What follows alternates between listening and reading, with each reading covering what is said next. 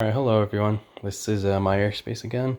So sorry for the lack of uploads, not that I really uploaded that often anyway, but here I just want to add like a little quick video to my channel about the new Nintendo Switch. So new as in a refresh model. So this model over here has a smaller processor, and that kind of results in much greater battery life, handheld mode, as well as less heat produced by the system. So that's always a plus in my book.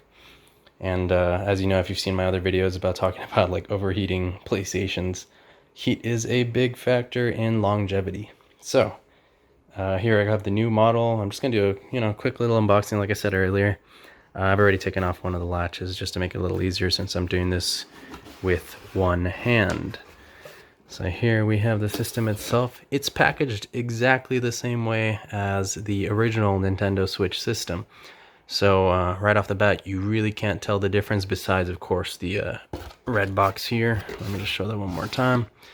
So it's, primarily red. You have some graphics of the Switch and its multiple use cases, a Nintendo logo. Switch, there you go. So that's all it is, really. And the inside here again. And then I got the neon version, which are actually pretty hard to find right now. But within the coming weeks, I'm sure it'll be plentiful. So yeah, again, same Joy-Cons. There's no difference to the Joy-Cons at all. It's a little serial number there. Yeah, same exact Joy-Cons, nothing different, exactly the same. You know what, actually, I don't know if the joysticks themselves are different, because I know with the current generation Switches, they have some issues with Joy-Con drift, but Nintendo does fix that for free. So if you guys have any issues with your Joy-Con joystick controllers like drifting a little bit in game, then just shoot like a what do they call those, service requests over to Nintendo, and they should be able to fix you up for free if you're within the United States. I believe it's only the United States for now. But anyway, so here we have the new Switch itself, packaged exactly the same way, looks exactly the same, no difference whatsoever. The only difference here is going to be that the model number, as you can see right there, HAC-001-01 in parentheses. So the -01 in parentheses, that's going to be the new model with the extended battery life. And let me reiterate, so the extended battery life does not come from, a bigger battery. It's actually the same exact size battery, but it's just a better processor, as in it uses less energy and produces less heat.